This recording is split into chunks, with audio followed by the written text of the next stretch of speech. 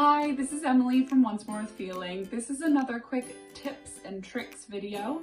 This week we're going to focus on refreshing both our eyes and our mind after yet another long day of Zooming.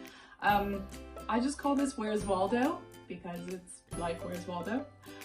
Pick a favorite color. I usually pick green because I have a little bit of a plant obsession, and I look around the room and I try to find 5 or 6 different green items, plants, objects in the room, and I allow my eyes a couple of seconds to just release and focus on those items.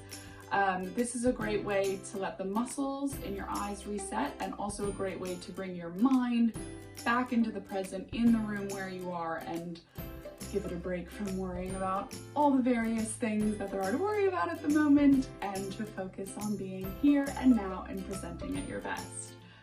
Give it a try and let us know how it works. Thanks!